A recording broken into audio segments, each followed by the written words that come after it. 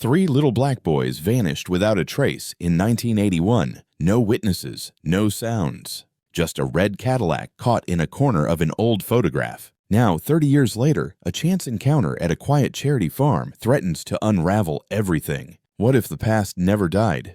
It was just renamed. If this moment found you late at night or in a quiet pause of your day, tell me, where in the world are you watching from?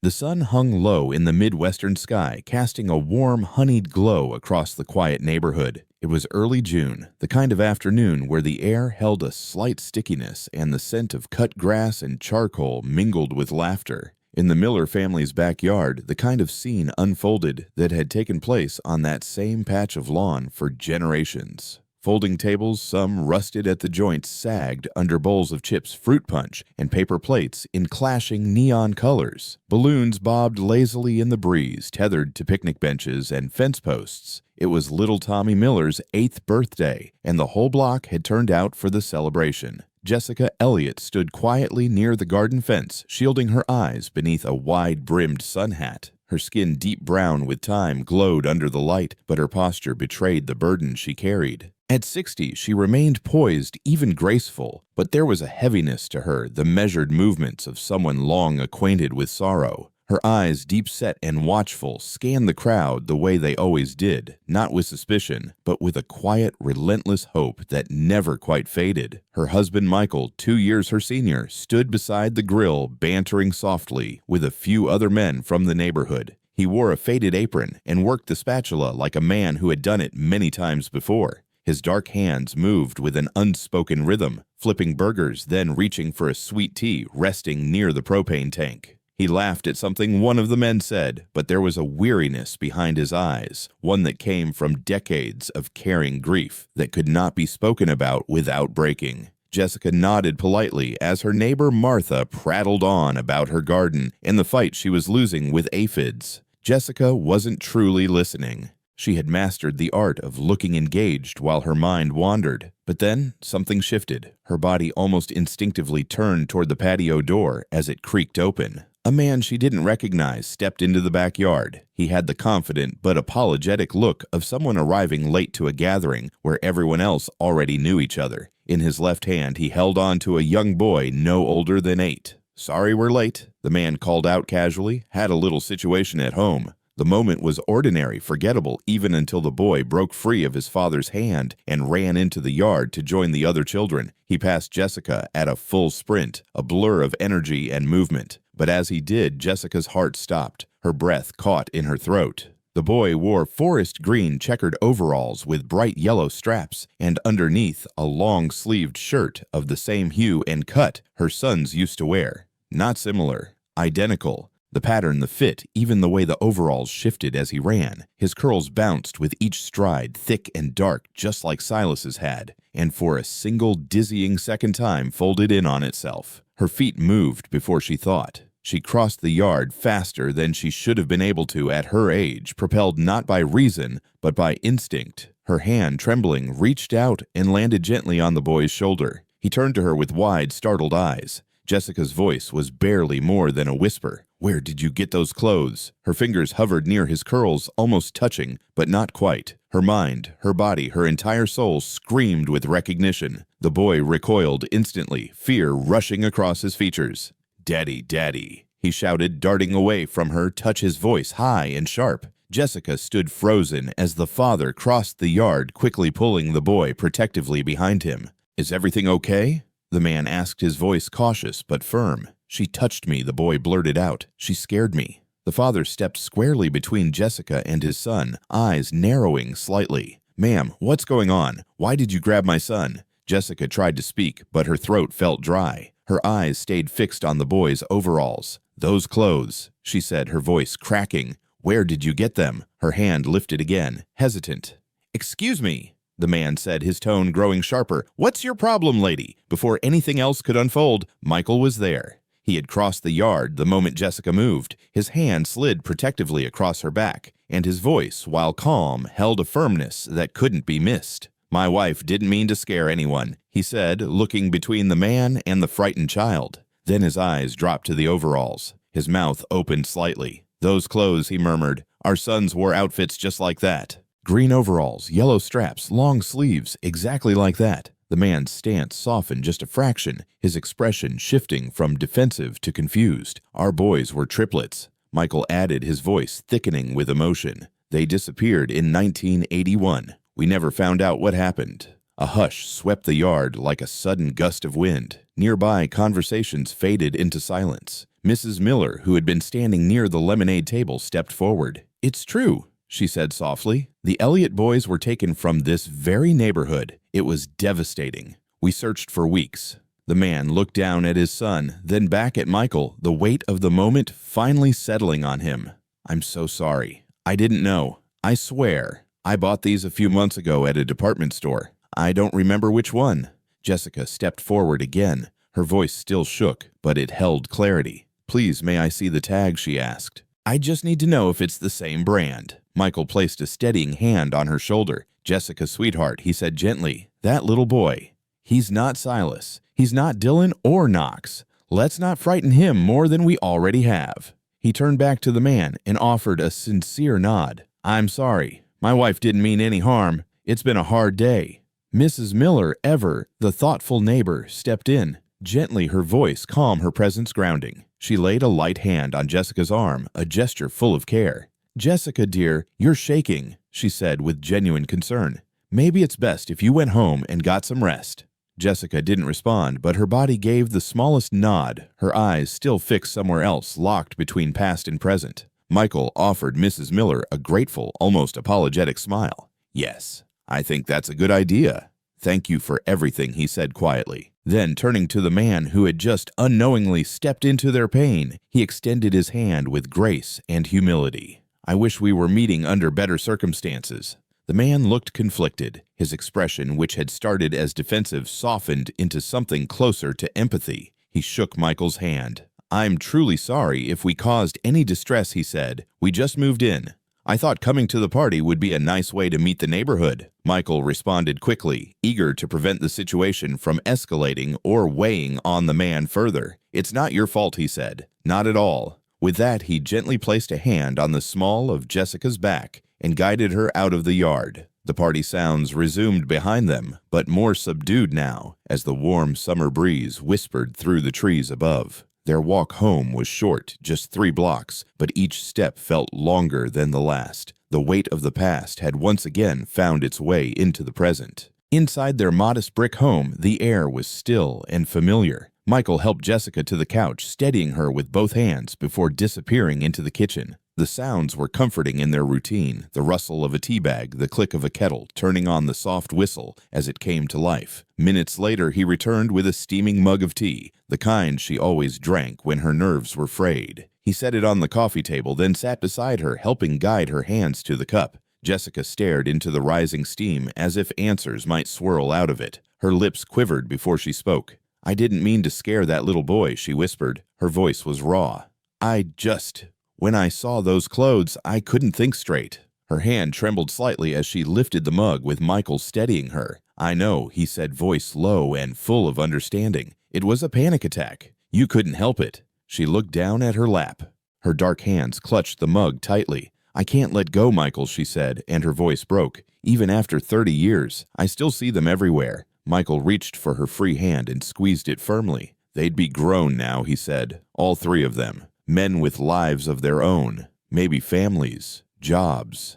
Jessica nodded slowly, eyes distant. "And I still talk about them like they're just away," she murmured, "like they could walk through the door any minute. People must think I'm foolish, holding on to ghosts, making people uncomfortable." Michael shook his head. "You're not foolish, you're their mother. And when I saw that boy, those overalls, the green plaid, those yellow straps, it was like getting hit in the chest by something you didn't even know was still buried." Jessica looked at him, searching his face. Then her voice steadied. "I want to see the photos again, the ones where they're wearing those outfits." Michael hesitated. His eyes drifted toward the ceiling as though he could already see the attic door dusty and quiet. "They're still in the attic," he said. "We haven't opened that box in over 20 years. Please," she said. Her voice no longer trembled. "Maybe if I see them again, I'll calm down." Michael sighed, slow and deep. Then he stood and walked out of the room. Jessica listened to the creak of the stairs, then the muffled sound of the attic ladder unfolding. There was the familiar shuffle of cardboard being dragged, the thud of old belongings long sealed away. When Michael returned, his arms were wrapped around a worn box with soft frayed edges, its surface dusted with time.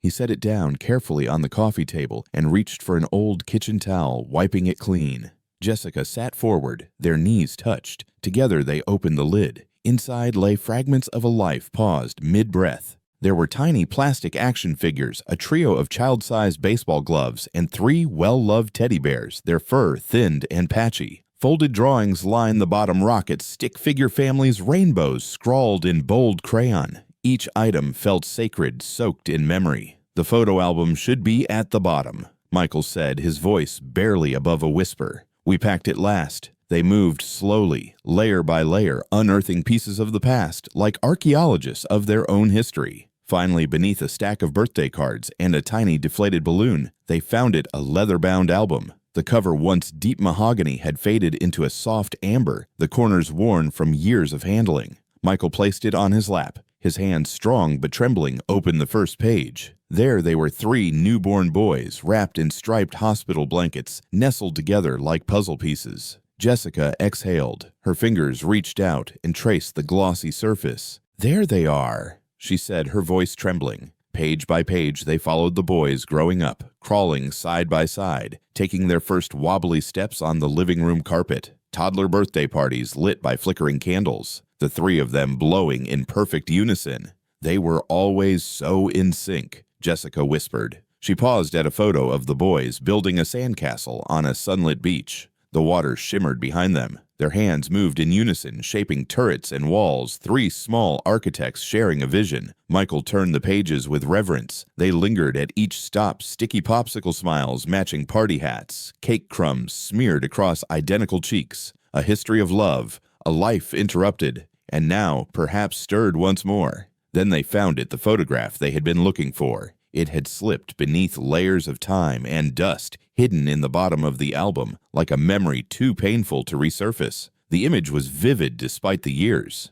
There they were, Silas Dillon and Knox, standing shoulder to shoulder in front of their old white clapboard house. Their forest green checkered overalls with the bright yellow straps caught the light, just so the long-sleeved shirts beneath, barely peeking out at the wrists. Their expressions were identical, each face lit up with the kind of beaming, unfiltered joy only childhood can produce. Arms linked tight, the 3 boys looked unbreakable, full of life and mischief and wonder. Michael's voice broke the silence in the room. It was rough, almost reverent. This was taken the morning they disappeared, just 1 hour before they were gone. Jessica leaned closer, squinting as her eyes adjusted to the lighting in the living room. Her breath quickened as she studied the photograph with new intent. "Look," she said, her voice low and focused. Her dark fingers tapped the glossy paper gently. "The overalls. They're close to what that little boy wore at the party, but not quite the same. The green is darker here, more vintage. The pattern's wider." Michael nodded slowly, his gaze fixed on the image. "And the straps," he added. "Ours were thinner. The stitching's different. The cut, too. It's the same style, but not the same garment." Jessica sighed, a deep exhale from somewhere low in her chest. Her shoulders slumped slightly, as if the tension was finally taking its toll. She rubbed her temples with her thumb and middle finger. "I feel terrible about how I acted with that child, and his father."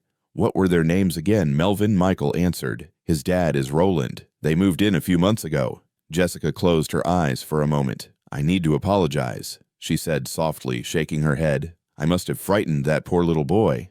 But I couldn't help it. I didn't even realize what I was doing until it was already done." They sat quietly again, their bodies close, both staring at the photograph. What had once been just another image in an album now carried the full weight of absence. A moment captured before everything fell apart. Michael gave a soft, nostalgic chuckle as Jessica began to recall details only a mother would remember. She smiled faintly, wiping under one eye. "Remember that morning Knox insisted on wearing his overalls backward, said he looked cooler that way." She said, the memory lighting up her face for the first time that day. "He wouldn't let me fix it until I bribed him with pancakes." Michael nodded, and Dillon found a mud puddle before breakfast and stained his knee, he added. "Typical Dillon." As he poured another cup of tea, Jessica suddenly leaned forward, eyes wide, urgency in her voice. She nearly knocked over the teapot. "Michael, look. Look at the background," she said, pointing to the far right corner of the photograph. Her voice had changed tense, now sharp. Michael set the teapot down, carefully following her finger with his eyes. He squinted, adjusting the angle of the photo beneath the lamp. There, just barely in frame, sat the gleaming front end of a reddish-brown Cadillac parked across the street. The shape was unmistakable: long hood, curved lines, chrome grille, catching the morning light. "You're right," he murmured, his brow furrowed. "Silas loved that car. Every time we saw it, he'd beg me to stop so he could look inside. He even had a toy one. Exact same color." Jessica's tone was firmer now. "That's Mr. Brian Harrison's Cadillac," she said. "You remember, right? Our old school teacher, he never really drove it, said it was his pride and joy." Michael blinked slowly, his memory shifting into place like puzzle pieces. Everyone knew that car, he said. It was legendary in town. The kids adored him. And that car. Jessica stared at the photo a little longer, eyes narrowing. "We were such a close-knit community back then," she murmured. "Everybody looked out for one another. Mr. Harrison was so good with the kids, patient, warm. Our boys loved him." She flipped the photo over her fingers, searching for a date or scribbled note. There was nothing. No timestamp, no note. She turned it back again, and her expression changed. The warmth vanished. Suspicion crept into her voice. "Michael," she said slowly, "are you absolutely sure this was taken the day they vanished?" He looked at her, confused by her tone. "Yes," he replied. "I remember clearly. You took it just before we left for the park." Jessica's lips tightened. Her voice dropped, but Brian Harrison had already moved away by then. The school threw him a going-away party. It was the day before this photo was supposedly taken. Remember, Michael went quiet. His jaw tightened. The breath he took was shallow, uncertain. "That can't be," he muttered. "I'm sure this was taken that morning. They didn't go missing until that afternoon." Jessica leaned in again, her eyes flicking over every inch of the image. "But that's just it," she said. "He told everyone he was leaving town a week before. The whole town knew. So why is his Cadillac in this photo?" Michael gently set the album aside, his movements now more deliberate. He turned back to the box, hands moving through the worn layers of childhood keepsakes, pressing aside art projects, certificates, and old report cards. Then he stopped. His hand pulled out a yellow Kodak envelope, its corners brittle and stained with age. "This," he said, holding it up for her to see. "This is the original film envelope." He flipped it over and pointed to the faint postmark on the back. "It was developed 2 days after the boys disappeared. That confirms it. This photo was taken the morning they vanished." Jessica wrapped her arms around herself, a deep chill moving through her despite the warm air. Her voice was soft but edged with fear. If that really was Mr. Harrison's car, then he might have seen something that day, she whispered. Something important. Something suspicious. She paused, eyes scanning the photo once more. But if the police ever questioned him, they never told us. They never even mentioned his name. Her voice grew quiet again, which means he must have been long gone. And for the first time that evening, the silence in the room turned heavy, almost unbearable. A simple photograph, a happy morning frozen in time, had just shifted into a clue. A possibility, a question that refused to stay buried any longer. Michael could hear the tension rising in Jessica's voice. Her words had begun to quicken her breathing, shallower, each sentence coming out with a slight tremble. He reached over gently and placed a calming hand on her shoulder. His skin was warm, familiar, his presence grounding. "Jessica," he said, softly steady as ever. Maybe it wasn't his car. Could have been a coincidence. Same make or model. Could have been a visitor. Maybe even someone just passing through. Jessica shook her head firmly. Her tone didn't rise, but her certainty was absolute. No one else on our block had a Cadillac. Not that deep cherry red, not that body style. We were a close-knit neighborhood. We knew what everyone drove. Michael nodded slowly, but stayed measured. Maybe someone had company that day. The police looked at every photo we gave them. They questioned the whole block. If it really was Mr. Harrison's Cadillac, they would have flagged it. They would have told us. He handed her the tea again. Jessica accepted it with both hands, feeling the warmth seep into her fingers. It steadied her slightly, though her thoughts were still spinning. "You're probably right," she said finally, more to herself than to him. Her voice softened. "It's probably nothing." Michael let out a breath he didn't know he was holding and slowly closed the photo album, but Jessica wasn't ready to put it away. Carefully, almost reverently, she slid the photo out from its sleeve and laid it across her lap. Her fingertips rested on the edge. She didn't want to let it go. Together, they began putting everything back into the box, one item at a time. A baseball glove worn smooth at the palm. A crayon drawing of 3 rocket ships with the boys' names written carefully above each. A faded teddy bear missing one button eye. Each relic a fragment of a life that had been interrupted, a love that had survived through memory and mourning. Michael glanced up at the clock on the mantel. The ornate brass hands read 11:30. He straightened suddenly. "Good grief," he said, standing. "I completely lost track of time. My checkup's at 11:50. Jessica looked up, blinking herself out of the moment. "It's Saturday. The clinic closes at 1. You'd better go." They moved quickly, but not chaotically. Jessica gathered his insurance card, the small notebook where he kept track of his blood pressure, and a printed list of medications. Michael moved with practiced ease, pulling on his shoes and grabbing his wallet. In less than 5 minutes, he was ready. At the door, he paused, looking back at her. Concern flickered in his eyes. "Are you sure you'll be all right by yourself?" Jessica smiled, brushing his sleeve with the back of her hand. "I'll be fine. I'll make some lunch. Maybe rest a little. Dinner will be ready when you get back." Michael leaned in and kissed her cheek gently. Then he stepped out the door, and moments later, the sound of the car engine hummed down the block until it faded entirely. Jessica stood in the quiet of the living room for a moment. Then slowly she turned and walked back into their bedroom. The light was soft through the curtains. On the nightstand, her phone buzzed gently. She picked it up. A message flashed across the screen. It was from Louise Mitchell, an old friend who had worked on the school board for nearly 3 decades. "Annual school district retiree reunion coming up next month. Hope to see you and Michael there. We miss you both." Jessica sat down on the edge of the bed, still holding the phone. Louise. Of course. She had worked closely with Brian Harrison back then.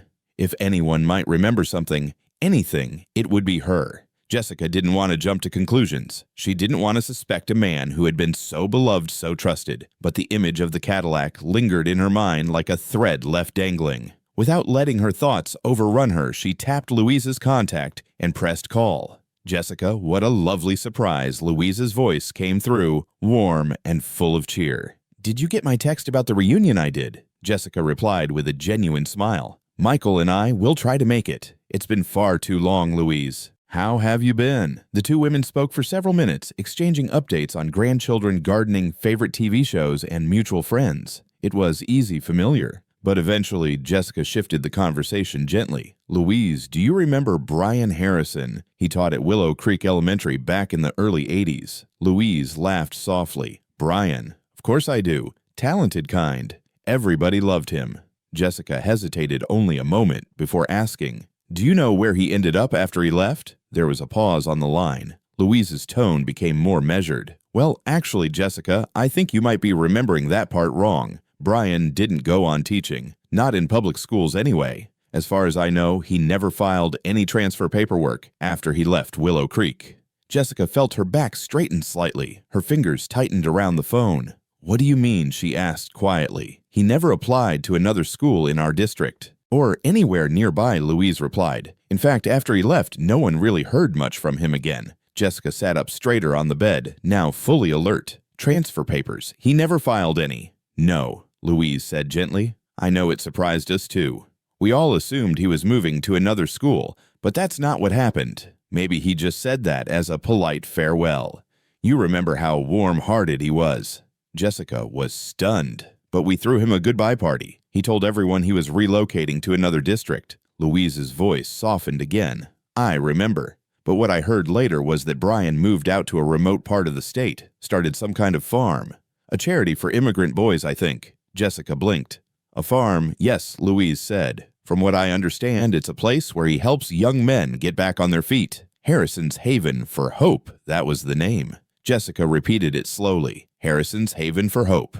There was a silence on the line. "Why are you asking about Brian?" Louise asked. Finally, her curiosity piqued. Jessica hesitated, her words measured. "I was looking through some old photos this morning. There was one from the day our boys disappeared, and in the corner I saw a car, one that looked exactly like Brian's Cadillac." "Oh yes," Louise said with a fond chuckle. "He adored that car. Deep cherry red. but he hardly ever drove it. Said it was a collector's piece, preferred his old sedan for errands. Jessica's heart began to race. Do you remember exactly when he left town? Louise sighed. Jessica, that was so long ago. I honestly couldn't say for sure. Jessica thanked her voice calm, but inside her thoughts had already moved ahead. That car, that farm, that photograph. Something didn't add up. They exchanged goodbyes, and the moment the call ended, Jessica moved with purpose. Her steps were swift but deliberate as she walked down the hallway toward the home office, the soft padding of her slippers quiet against the hardwood floor. Inside the space was modest but orderly, a well-used desk against the far wall, stacked files, framed photos of her boys, and a large desktop computer that had seen better days. Sunlight filtered through the curtains, casting soft shadows on the wall.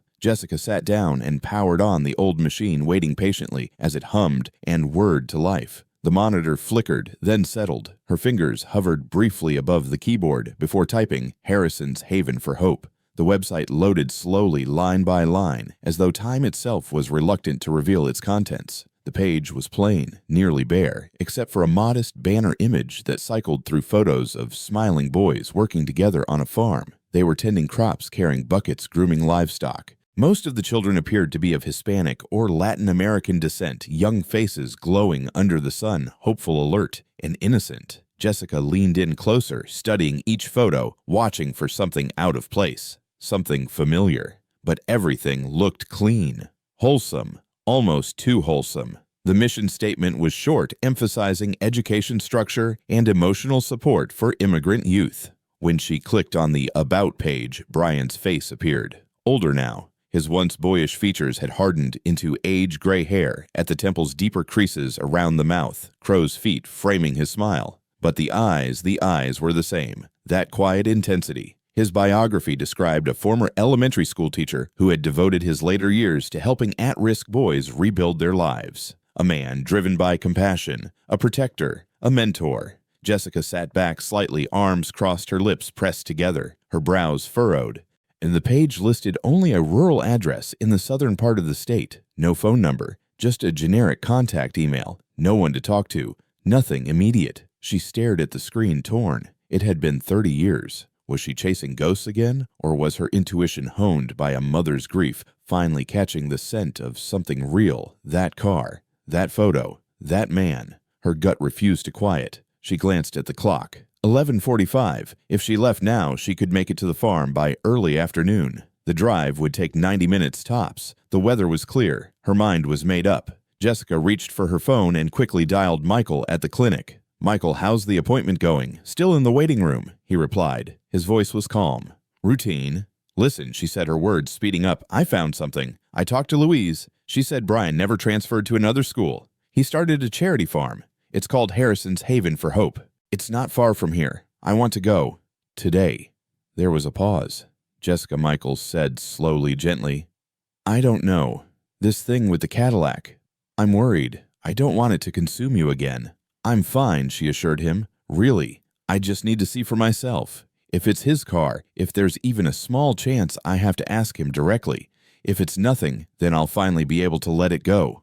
Michael sighed through the line. He didn't argue. "Okay, but we should call first. Let him know we're coming." There wasn't a number, just an email. "I'll send a message, but there's no telling if he'll see it." They agreed to meet at the clinic. Michael would finish his checkup, and Jessica would take the bus to meet him there. From there, they'd head to the farm together. "I'm leaving now," she said, already reaching for her purse. "See you soon." Stepping outside, Jessica locked the front door behind her and headed down the sidewalk with determination. The sun was climbing, bringing with it a heavy, humid heat that pressed against her skin. Her short-sleeved blouse clung slightly to her arms, and beads of sweat gathered at her hairline beneath her straw hat. She didn't slow. There was urgency in her stride, but not panic, just purpose. At the corner, the bus arrived right on time. She stepped aboard, grateful for the blast of cool air that greeted her. The 15-minute ride to the clinic passed quickly, the cityscape blurring outside her window. Her thoughts raced. The name, the photo, the past, all swirling. Could this be it? Could they have missed something so close for so long? As the bus neared its stop, a young woman in a wide straw hat and a bright yellow t-shirt stood at the exit, handing out glossy flyers. "County Agricultural Fair this week," she chirped with a smile. Jessica took the flyer absent-mindedly, barely looking at it. But as she stepped off the bus and walked toward the clinic, her eyes drifted down. The paper was filled with bright colors and large text announcing a week-long agricultural event, livestock shows, tractor demonstrations, local food vendors. Then one line stood out: today's featured event, equipment auction, just a few miles from Harrison's Haven. Jessica murmured to herself, folding the flyer and slipping it into her purse. Interesting. Inside the clinic, she spotted Michael at the front desk. He was finishing up signing a receipt and pocketing his insurance card. He turned when he saw her, his face lighting up with familiarity. "Perfect timing," he said, sliding the paperwork away. "Dr. Matthews says I'm doing great. My pressure's down since they changed the meds." "That's wonderful news," Jessica replied warmly, placing her hand on his arm. "Are you ready for our little adventure?" Moments later, they were in the car. Michael behind the wheel, Jessica beside him, GPS guiding them south. Suburban neighborhoods gave way to open fields. Fences rolled past in long lines enclosing cows, horses, even the occasional goat. The sun beat down hard on the dusty roads, but the breeze through the cracked windows was enough to make it bearable. Michael glanced over. Any reply to the email? Jessica shook her head. Nothing yet. She reached into her purse and pulled out the flyer. "But look at this. I got it at the bus stop. There's an agricultural fair going on all week. And today they're having an equipment auction not far from Brian's farm." Michael looked at it briefly, then back at the road. "You think he might be there instead of at the farm?" Jessica unfolded the flyer fully across her lap. "It's possible. The fairgrounds are just a few miles from the address on the website. Either way, I think we should go to the farm first. If he's not there, we swing by the fair." Michael nodded, steady and supportive. "Sounds good to me." The road gradually narrowed, its once smooth pavement giving way to gravel that crunched beneath the tires. On either side, tall wild grasses swayed in the soft breeze, golden tips catching the afternoon sun. The GPS voice gave its final instruction, directing them down a long private drive. Just ahead, a simple wooden sign stood quietly at the turnoff, the name carved neatly into the surface, Harrison's Haven for Hope.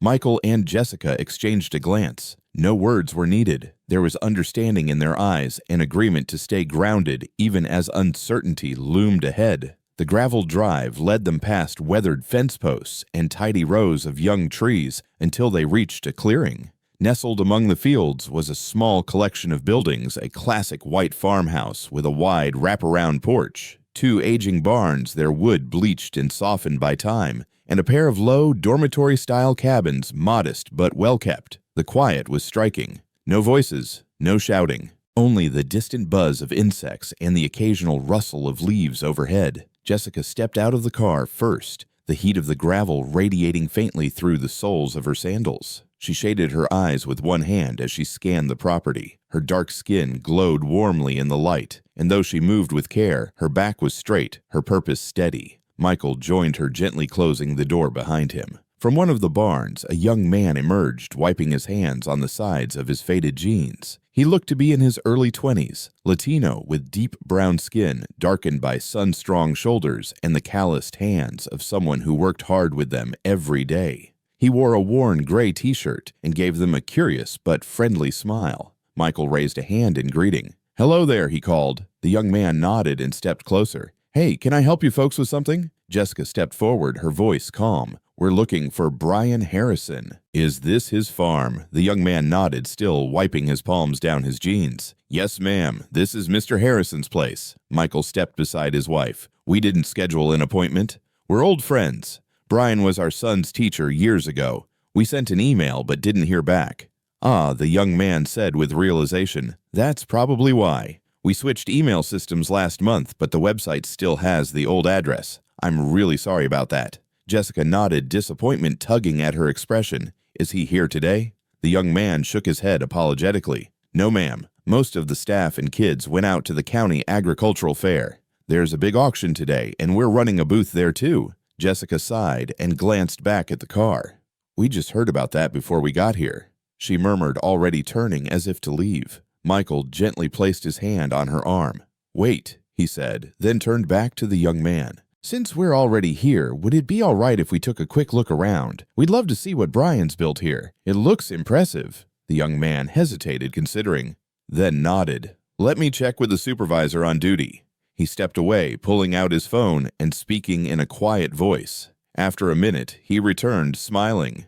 It's fine. I'll give you a quick tour for the next half hour. Jessica and Michael followed him across the wide open space of the farm. He showed them the barns where goats and chickens roamed freely, and the stable where a few horses nickered from shaded stalls. Rows of crops stretched toward the tree line, the plants bright green and neatly spaced. As they walked, the young man explained how the farm worked a sanctuary where immigrant children and teens could live, learn, and grow through agricultural work and community. This one here, he said, stopping in front of a colorful barn painted in bold, cheerful hues, is especially for the younger kids. Mr. Harrison designed it as a space where they can be creative, explore, and just be kids. The barn's exterior was a joyful patchwork of handprints, rainbow-colored murals, and scribbled signatures. Inside the room buzzed with color and texture. Long tables were arranged with craft supplies, beans, bottle caps, scraps of cloth, glitter, glue, bits of string, and shells.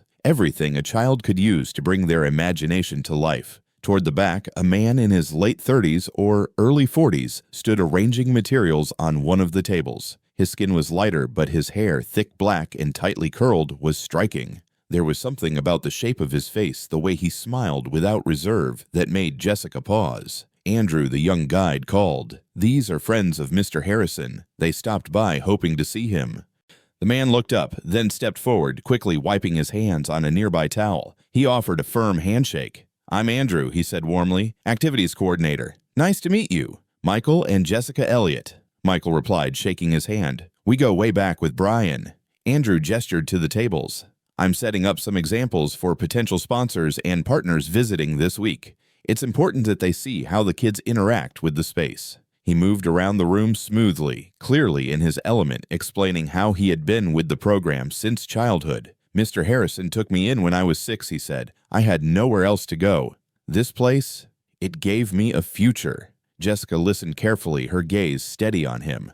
Brian was a teacher before this, she said softly. Our sons were in his class. He had a gift with children. Andrew nodded. He still does. The kids here look up to him, like a father. They continued through the space, pausing to admire the wall of artwork. There were crayon drawings, cotton ball clouds, macaroni animals, and collages of leaves and bark. Some were messy, others meticulous. But one piece caught Jessica's eye. A drawing of a red Cadillac, carefully decorated with colored grains of rice. It was centered perfectly precise, in a way that stood apart from the others. Jessica stepped closer, her breath catching. That Cadillac, she whispered. That was Mr. Harrison's car, his pride and joy. Andrew followed her gaze. Yes, he said. He still has it, actually. Took it out this morning for the event. He moved closer to the drawing, a small smile forming. That one's mine. I made it as a demonstration. Wanted to show the kids how to use natural textures in their art. That's why it looks so neat. He chuckled, gesturing at the nearby chaos of glitter and glue. Jessica didn't answer. She was still staring at the picture. A memory long buried was beginning to surface, but Jessica didn't laugh. A strange shiver crept up her spine, leaving a chill in her arms that no summer warmth could touch. Something about Andrew, the way his thick, tightly curled black hair caught the light, the vivid expressiveness in his hands as he gestured, the unmistakable openness of his smile, hit too close to something she hadn't felt in years. Not quite recognition, but a stirring of something buried. She found herself staring, unsure whether it was confusion or instinct that froze her in place. Andrew caught her gaze and tilted his head with polite concern. Is everything all right, ma'am? Michael, standing beside her, sensed the shift immediately. He gently placed a hand at the small of her back, grounding her with a touch. It was subtle, but it told her he noticed, and he was there. Jessica blinked, steadying her breath. Yes, sorry, she murmured. It's just, these crafts remind me of my boys when they were little. She forced a smile, but inside her thoughts raced. A memory was surfacing, uninvited and vivid. Something about the way Andrew moved, the familiarity in his features. She couldn't shake it. Still watching him, she asked carefully, "Do you have any siblings?" Her tone tried to remain casual, but it wavered ever so slightly, revealing a deeper tension. Michael's voice came gently but firmly. "Jessica," he said, low enough for only her to hear a quiet plea for caution. Andrew gave a small laugh, the sound light, but slightly unsure. "Yeah, actually I do. My brother's at the fair today with Mr. Harrison. They're helping run the booth. He checked his watch and smiled again. You should swing by if you have time. There's a children's performance coming up and the big auction. It's always fun. They thanked him for the time and the tour, and their young guide walked them back through the sunlit property. Dust kicked up around their shoes as they passed the barns and paddocks. Jessica glanced over her shoulder once more, her gaze drawn back to the barn and the art-covered walls. Questions filled her mind, unformed, unspoken, but persistent. Back at the car, she opened the door with slightly trembling fingers. Her hands weren't steady, and she fumbled momentarily with her seatbelt. The image of Andrew lingered his profile, his smile the cadence of his voice. She exhaled, willing her thoughts to slow. Michael slid into the driver's seat and tapped his phone screen. The auction site's about 20 minutes from here. Do we go? Jessica's voice came clear and unwavering. Absolutely. I need to speak with Brian. They pulled out onto the dusty road fields of corn and soybean, rippling gently in the late afternoon sun. A line of trees bordered the horizon, their shadows stretching long. Michael drove with steady hands, but his brows were furrowed, his thoughts clearly working. He glanced over. Jessica, why did you ask Andrew about siblings? She didn't answer right away. Instead, she looked out the window, watching tractors in the distance and birds darting between fence posts. I don't know, she finally said. When I saw that Cadillac drawing and then him the hair, the smile, it just hit me. He reminded me of Silas. Michael shook his head gently. Jessica, come on. You know better than that. A hairstyle, a smile. That's not enough. I know, she replied quickly. I'm not saying it is him. I'm really not. But something about him felt familiar. And I couldn't ignore it. Michael reached across the center console and patted her hand, his touch comforting. He didn't speak again. The rest of the drive was quiet, filled with unsaid thoughts. They arrived at the fairgrounds just before 4. The place was alive with color and noise. Children ran laughing between booths. Hay bales were stacked into photo spots, and the scent of roasted corn and funnel cake lingered in the thick summer air. White tents lined the walkways, each hosting games, crafts, or local vendors. In the distance, a loudspeaker announced a pie contest. The fair felt endless. Michael studied a posted schedule pinned to a bulletin board. No auction happening now, he said. Looks like it wrapped up earlier. They wandered slowly through the grounds, weaving between families, glancing into tents. Jessica's eyes scanned every face. She barely registered the music or the laughter around her. She was looking for one person. Then she saw it, a white canopy with a blue banner stretched across the front, Harrison's Haven for Hope.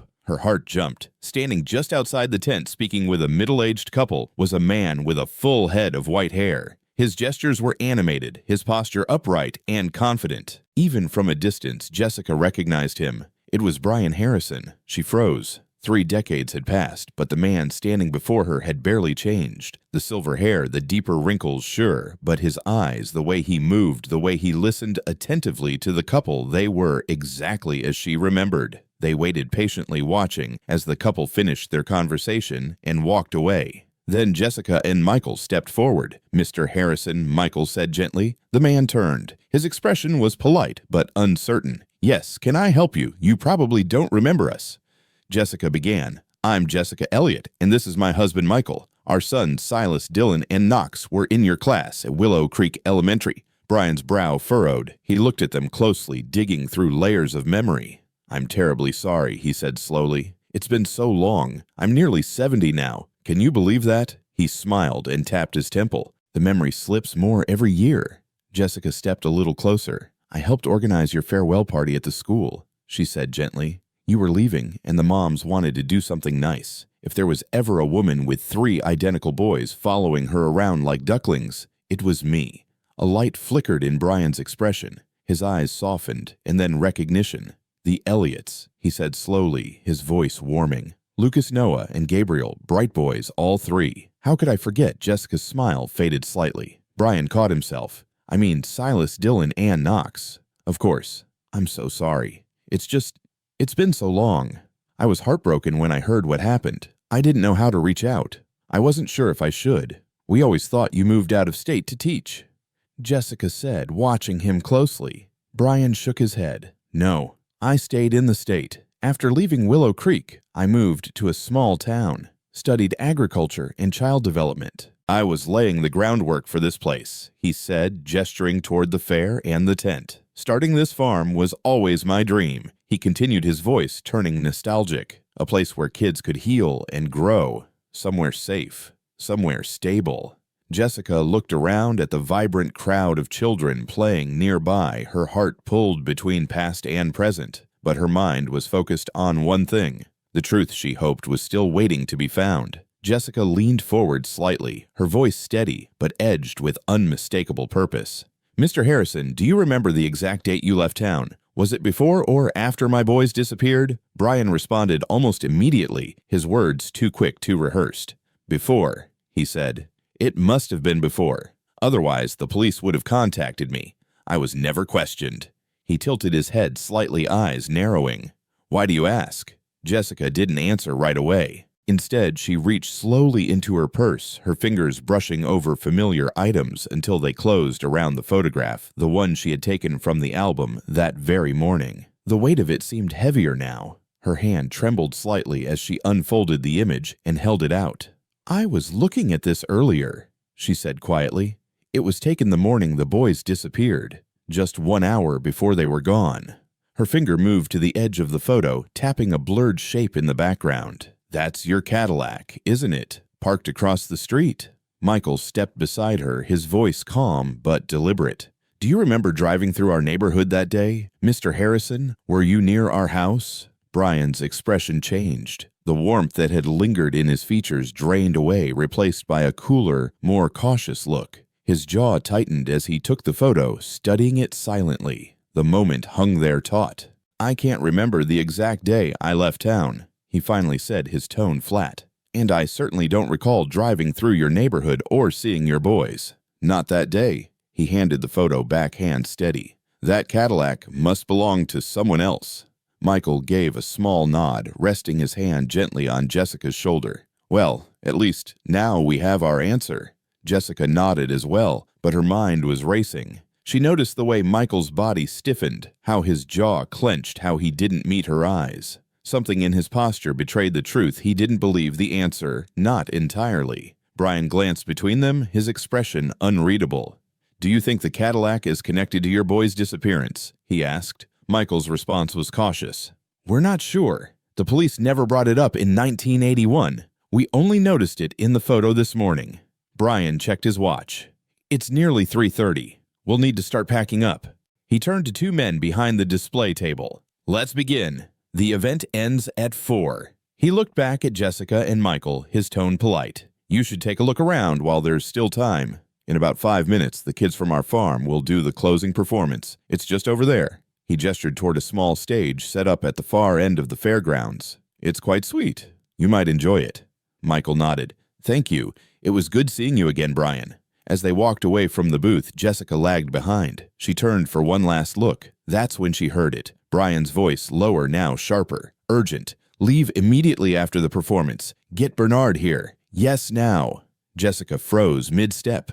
Her heart skipped. She turned her head slowly, but Brian was already back to smiling, gesturing, shaking hands with fairgoers. The charm was back, but the edge in his voice still echoed in her ears. A warning. She picked up her pace, catching up to Michael as they reached the stage where the children were beginning to gather. About 24 kids stood in neat lines, their clothes handmade and brightly colored eyes wide with excitement. Most were between 6 and 9 years old. Some were smaller. Music began a cheerful folk tune in Spanish. The children sang in soft melodic unison. Their innocence was radiant, but Jessica couldn't focus. Her eyes darted from tent to staff, scanning, searching. And then she saw him. A man cutting through the crowd with speed and purpose just past the vendor booths. His build was lean, stride long, and his dark curly hair caught the sunlight like a mirror to memory. Jessica grabbed Michael's arm. Look over there, she whispered, breath-catching. By the vendor tents. That man. Look at his hair. Doesn't he look like Andrew? Michael turned sharply, his gaze locked onto the figure moving through the fair. Yes, he said, tone shifting. That's striking. Do you think they're twins? Jessica asked, the tremor in her voice revealing the storm building beneath her composure. Before Michael could answer, Jessica was already moving, weaving through families and fairgoers. Michael followed close behind. They curved around a cotton candy stand and found a spot where they could observe discreetly. The man had reached the Harrison's Haven booth. He was speaking to Brian. Their exchange was swift-clipped, gestures sharp, expressions tense. Jessica inhaled deeply as the man turned slightly. It was him, or almost. The same dark curls, the same sharp jawline, the same smile, electric and wide, unmistakable. "It has to be him," Jessica whispered. "Bernard, the brother Andrew mentioned, the one Brian just called." Michael stood still, face pale, staring. "The same eyes, the same smile," he murmured almost to himself. Jessica reached for his hand and held it tightly. There were no answers yet. But there were new questions, and maybe, just maybe, a thread worth following. Jessica's voice cracked as she clutched Michael's arm, her fingers digging in just slightly, as though trying to anchor herself in the moment. "Michael!" she said, her voice trembling with a blend of disbelief and awe. Could they be Silas and Dylan? He didn't answer. Not right away. The question hung in the air, charged and impossible. Jessica's mind reeled, tumbling through decades of memory, like pages in a windstorm. "Remember," she continued, her voice gaining urgency, "Knox was always the smallest, his eyes softer, gentler, easier to recognize. Dylan had those thick brows, and he was the fast one, always climbing something. And Silas was fearless. He led them everywhere, always first to speak, first to move." Before Michael could respond, Brian Harrison turned sharply, his voice raised in a short, clipped gesture toward Bernard. Their conversation broke off, replaced by purposeful strides toward the parking area. The remaining staff looked confused, glancing at each other for explanation that never came. Jessica's voice rose, laced with panic. "Why are they leaving so fast? We should follow them. I need to talk to that man. He has to be Bernard." She began to move forward, but Michael caught her by the arm, firm but gentle.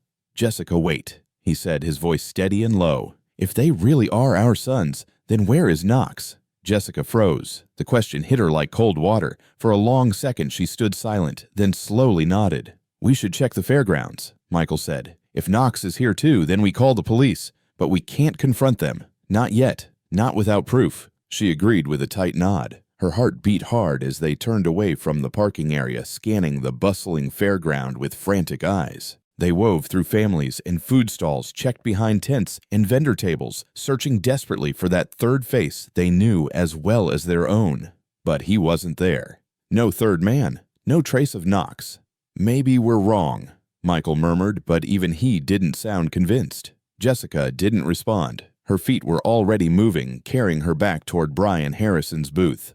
Only one staff member remained, a man in his 60s with deeply weathered skin and strong knotted hands that spoke of a lifetime spent outdoors. He was packing up supplies with practiced ease when Jessica approached, forcing a calm into her voice. "Excuse me," she said. "We visited the farm earlier and met Andrew. Then here at the fair, we saw another man who looked exactly like him." The man smiled with understanding. "Bernard, they're twins." Jessica's eyes widened. "Twins?" The man chuckled. "Well, here's something interesting. They're not just twins, they're triplets." Jessica's breath hitched audibly. The man continued casually, unaware of the shock settling into the air. "The third one's not here today. He works at Mr. Harrison's private estate not too far from the farm."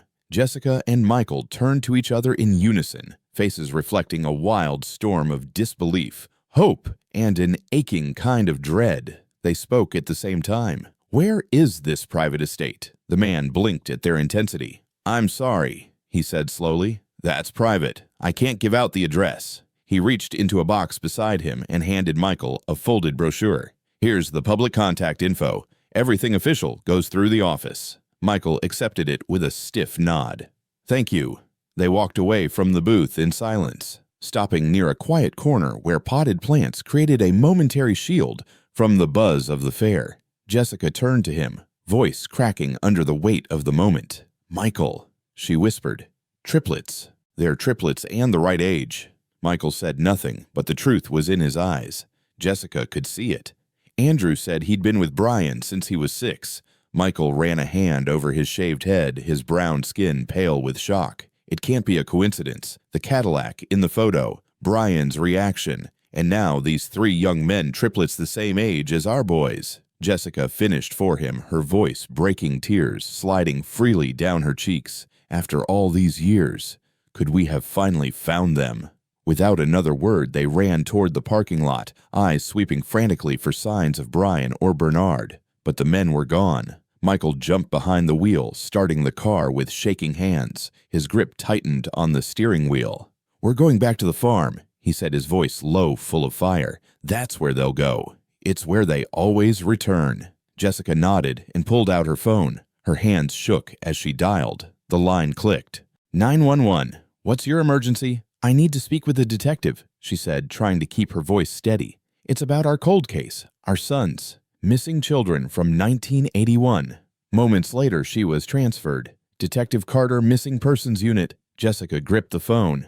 "This may sound unbelievable, but my husband and I believe we've found our sons, our triplets, who disappeared over 30 years ago." She told him everything. The photograph with the Cadillac, their visit to Brian Harrison's farm, the twin boys who looked exactly like Silas and Dylan, and the older man who confirmed they were triplets with a third brother working off-site. "They'd be 36 now," she added, "and they look exactly like our boys would today." Brian Harrison was their teacher, and when we showed him the photo, he left the event with one of the young men. "I understand your concerns, Mrs. Elliott," Carter said, voice calm but focused. "But listen carefully. Do not confront him directly. He was a trusted figure in that community. We need to approach this carefully. My team is en route. Local sheriff's deputies will be there within 10 minutes. "We're almost there," Michael said, eyes on the gravel road. "If you see him," Carter instructed, "do not engage. Observe only. That he left early with one of them is significant. But wait for us."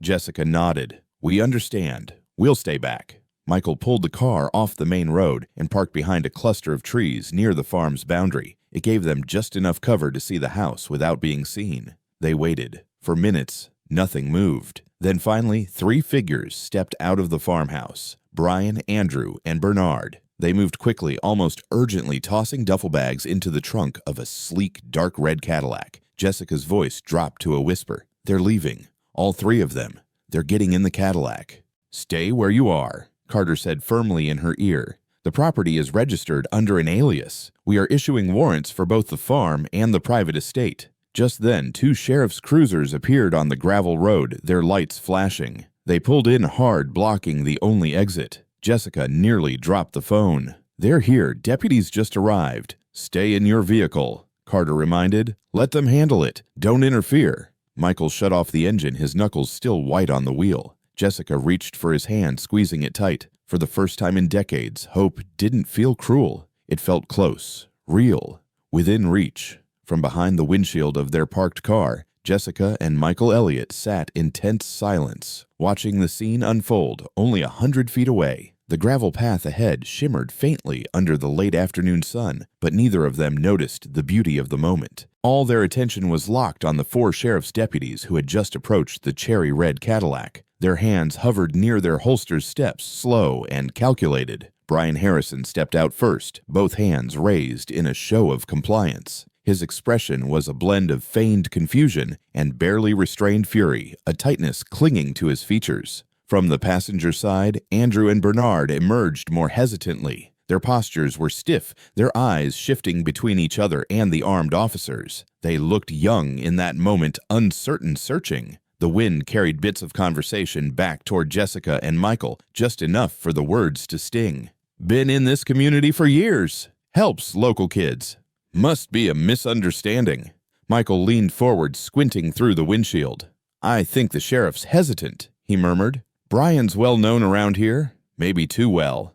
Beside him, Jessica's fingers clenched around the strap of her purse. Her knuckles had gone pale against her deep brown skin. Her voice cracked as she exhaled sharply, eyes never leaving the group. "I can't wait anymore." She dropped the phone into her bag, leaving the call open, and pushed the car door wide. Her legs moved before her thoughts could catch up. Purpose drove her forward, though fear curled around the edges of her resolve. "Jessica, wait!" Michael called, scrambling to follow her, but Jessica didn't stop. Her voice rose clear and sharp across the quiet air. "Brian Harrison." Heads turned instantly. The deputies paused. Brian stiffened his jaw, locking as he recognized her. His arms, once raised, now tensed at his sides, fists forming slowly. One deputy moved toward Jessica. "Ma'am, please return to your vehicle. This is an active—" But Jessica ignored him. Instead, she pulled out a worn, creased photograph from her purse. Her hand shook as she raised it high. "If you're even thinking of letting this man go," she said, voice low and raw, "then you need to see this." She stepped closer, the photo held like a shield. "These are my sons, Silas Dillon and Knox Elliott. They disappeared on June 12, 1981. This photo was taken that morning, just 1 hour before they vanished." Her voice wavered but didn't break. She turned slightly, pointing toward Andrew and Bernard. "And here, standing right here in front of you, are 2 of them." All movement stalled. Andrew and Bernard froze. They stared at the photograph, brows furrowing. "That's us. With Eric," Andrew said, his voice barely above a whisper. The deputy closest to them blinked, turning slowly. "There's a 3rd brother." Bernard nodded, still stunned. "We're triplets. Eric's the 3rd. Brian's mask cracked. "I didn't do anything wrong," he suddenly shouted. "They were abandoned, left like trash. I saved them." Jessica's voice rose over his. "They were not abandoned. They were taken. From our front yard. They were playing just outside. We looked away for minutes, and they were gone." She turned the photo over in her hand, pointing to the blurred corner. "That's your Cadillac, Brian. The same one." Brian didn't answer, but Bernard spoke quietly, not even meeting his eyes. "Still in the garage. Same color, same shape." Andrew stepped forward, his face a storm of disbelief and longing. He looked to Jessica and Michael. "Are you really our parents?" Jessica's throat tightened. "We were never in prison. We never abandoned you. That man lied. But you've grown into strong, kind men. Exactly who we always believed you'd become." Bernard blinked, the weight of it all hitting him. "We're 36 now." "You were born on February 15th, 1975, Jessica replied. The deputies exchanged glances. Something shifted in the air. Then the lead deputy stepped forward. "Mr. Harrison, turn around. Place your hands behind your back." Brian's face burned with fury, but he didn't resist. As one deputy cuffed him, another spoke urgently into a radio. In minutes, the farm transformed. Additional cruisers arrived. Forensics entered the house. Officers secured the area. Andrew and Bernard were separated for questioning. In the garage, they found the Cadillac, faded but unmistakable. In Brian's office, a locked drawer revealed more, the original license plate removed and hidden along with forged documents, new names, new birth dates, fabricated lives. Jessica watched numbly as the bags of evidence were sealed. "Andrew is Silas," she said softly. "That smile. Bernard is Dillon. He was always fast, always moving. Eric must be Knox," Michael added, voice hollow. He looked at the detective. "They aren't even Hispanic. We do have some mixed ancestry, but they don't look like Brian's version of the truth. That's how he kept them hidden." A detective turned to Andrew. "Where's the 3rd brother?" Andrew's shoulders slumped. "Brian never let Eric come to the farm. He stays at the private house, watches the youngest kids, orphans, immigrant children." Jessica closed her eyes. Her chest tightened. "Knox, their baby. Still out there, but not for long. He told us we were rescued." Bernard said, his voice flat. "Said our parents were criminals, that they were gone forever. We were just 6. We believed him." Jessica stepped forward, gently taking Bernard's hand. Her fingers trembled as they wrapped around his. "You're home now," she said. And though the path ahead would be long, that truth was finally beginning to shine through. The steady hum of fluorescent lights filled the interview room, broken only by the occasional scratch of a pen against a detective's notepad. Jessica sat motionless at the cold metal table, a half-empty cup of coffee cooling in front of her. Her hands were clasped tightly in her lap. Dark knuckles taut the veins at her wrists, visible beneath skin drawn thin by years of grief and hope. She wore no makeup. There was no need for appearances today. Her hair, a crown of gray-tinged coils, was pulled back in a simple bun. Michael sat beside her now, his dark skin catching the pale flicker of overhead light, his shoulders squared, but his eyes shadowed by everything they'd just endured. Detective Carter leaned forward slightly, his voice low but steady. "What did he do to you?" The question hung heavy in the air. Across the table, Andrew and Bernard sat together, still wearing the clothes they had arrived in, worn t-shirts and jeans, their postures rigid, but their eyes telling of pain long buried. Andrew glanced at his brother, then inhaled slowly. "Nothing bad in the last 20 years, he said. But when we were kids, it was different. Jessica listened, her heart stuttering as she watched her sons grown men now, but still speaking with the same tones that used to echo through their childhood bedrooms. Andrew continued, his voice deliberate. He demanded obedience. Everything had to be exact: how we walked, how we spoke, how we worked. There wasn't room for mistakes. Bernard's voice was softer, more hesitant, barely audible. Our childhood was harsh. He'd discipline us, make us strip. Sometimes he touched us in ways that didn't feel right. Then he'd use a rattan stick, told us it was our punishment for being bad. His voice trembled. He looked down, fingers tightening around the paper cup in his hands. He made us believe we were the problem, that we were broken, especially me. I thought it was my fault. Silence followed. No one moved. Jessica's nails dug into her palms beneath the table, holding back the urge to reach for them. These boys she had mourned, now men sitting across from her with stories she was never there to protect them from.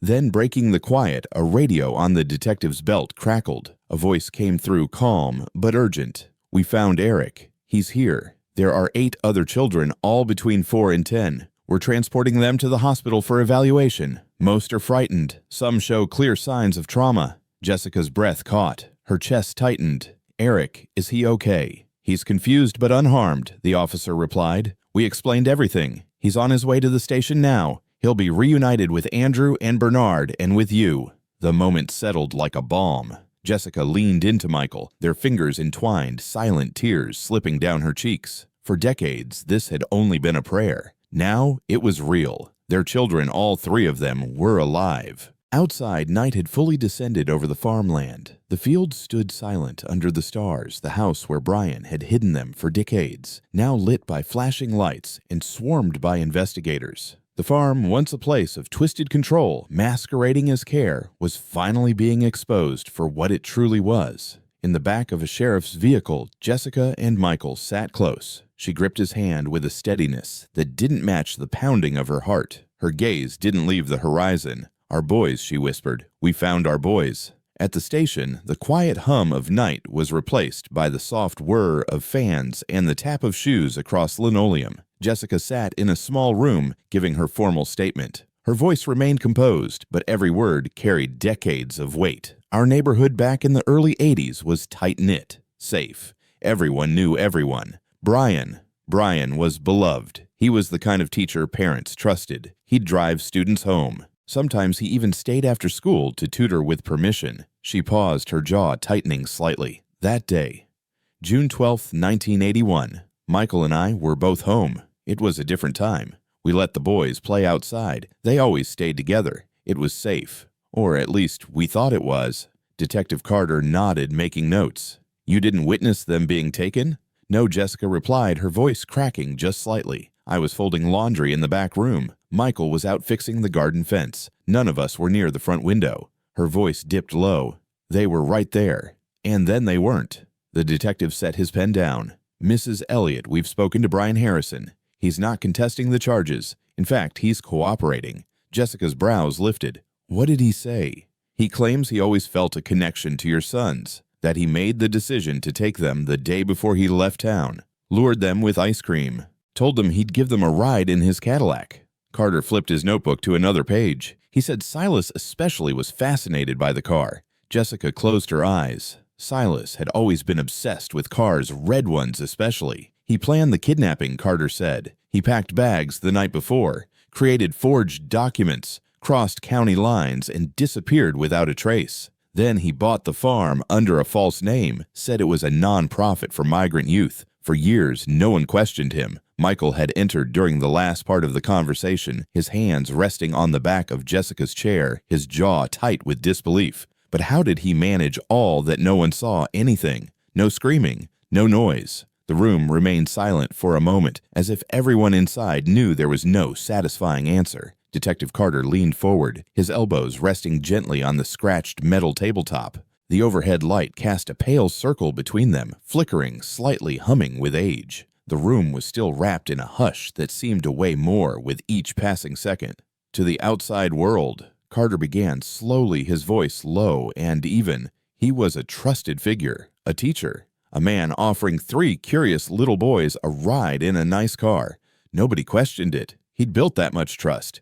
And once he had them, he told them something terrifying, said their home wasn't safe, that their parents were in danger or already gone. And from there, little by little, he rewrote their world. Over time, they believed him.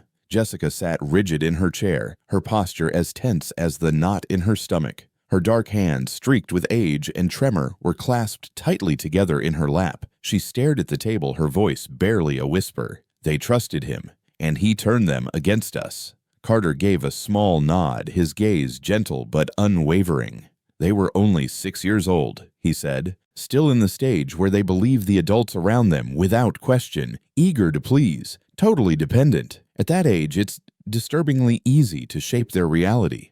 Across the table, Michael reached over and took Jessica's hand. His large frame had seemed so still for most of the conversation, but now his grip tightened slightly. His expression was rigid, lips pressed tight, jaw locked, betraying the storm of fury and heartbreak within. Carter continued, his tone steady. He told them they were orphans, that their parents had been criminals, that you both were immigrants who had lied about your identity, that you'd been imprisoned for life. Jessica blinked, stunned, her full lips parted slightly in disbelief. He told them we were dead.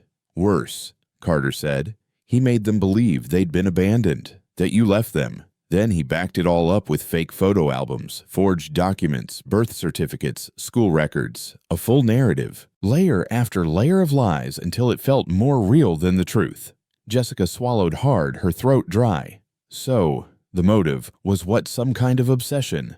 The detective nodded solemnly. We've been digging into his past. In the early 1970s, Brian Harrison lost his wife and twin sons in a house fire, a tragedy that never really healed. According to early psychological reports, something inside him broke. On the surface, he moved on, worked, taught, contributed, but privately, he fractured. Somewhere along the line, he started believing that children, especially siblings with close emotional bonds, were meant to be his. He said he recognized something divine in your boys, that triplets were rare, sacred, a second chance.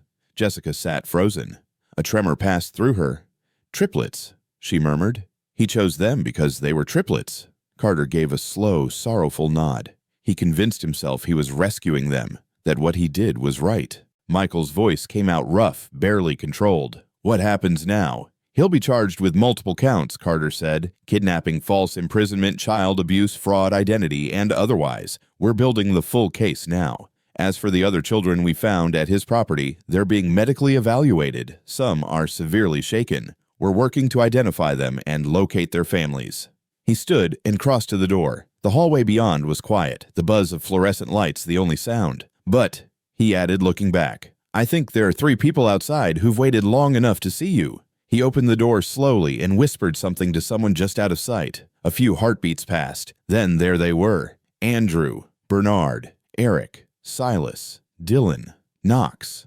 They stood in the doorway, grown now, 3 men shaped by time, trauma, and truth. Andrew Silas still wore that wide, unmistakable grin. Bernard Dillon stood taller, gaze steady, observant. And Eric Knox, smaller in frame, but unmistakable in the quiet, cautious way he lingered just behind the others. Their skin, like Jessica's and Michael's, was warm and deep-toned, full of life. Their hair tight-curled, cropped close. Men, now yet in their eyes, the ghosts of the little boys who had once played in the Elliott front yard. For a long moment, no one moved. Jessica's chest rose and fell sharply. Tears filled her eyes. The space between them wasn't just feet, it was decades. Years without birthdays, scraped knees, bedtime stories, first heartbreaks, holidays. Years lived apart, without a mother's touch, without a father's voice. She rose slowly, breath catching in her throat. A sob slipped free. Michael stood too, placing a steadying hand at the small of her back. "My boys," she whispered, voice cracking. "My beautiful boys." Andrew took the first step. He moved fast, 3 strides across the room, and then he was in her arms, holding her as if to anchor himself to the truth. Bernard followed next, and then Eric. They clung to her and Michael and each other. There were no words now, just the sound of breath, of weeping, of the deep guttural release that comes only from reunion after unimaginable loss. Jessica cupped their faces one by one, memorizing their features anew, stronger jaws, broader shoulders, but still her sons. "I never stopped looking for you," she said. "Not one day." Eric Knox looked at her with quiet awe. "We didn't know. We thought you were gone." Michael's voice was thick with emotion.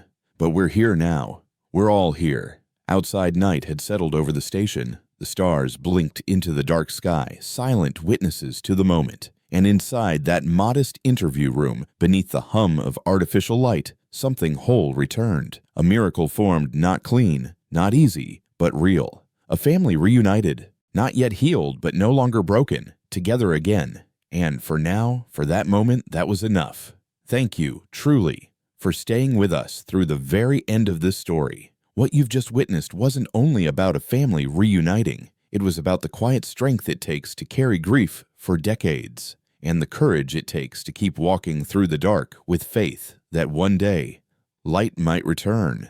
It was about what happens when truth finally breaks the silence, when justice begins to heal what was stolen, and when even the deepest loss can lead with time to redemption. The Elliots never stopped searching, never stopped hoping, and when that hope was finally answered, they taught us something powerful, that love, even when broken, can endure. That memory matters. That family, no matter how long it's been gone, can still find its way home. If this story moved you, if it stirred something in your heart, we'd love to hear from you. Where in the world are you watching from? What part of this journey stayed with you the most? Feel free to share in the comments. Your voice matters here. And if you believe in stories of resilience, forgiveness, and second chances, consider giving this video a like or subscribing. Not just to support the channel, but to help keep stories like this alive for those who still need them. We're so grateful for your time, your heart, your presence. Until the next story, stay safe, stay kind, and never stop believing in the power of hope. We'll see you soon. Join us to share meaningful stories by hitting the like and subscribe buttons. Don't forget to turn on the notification bell to start your day with profound lessons and heartfelt empathy.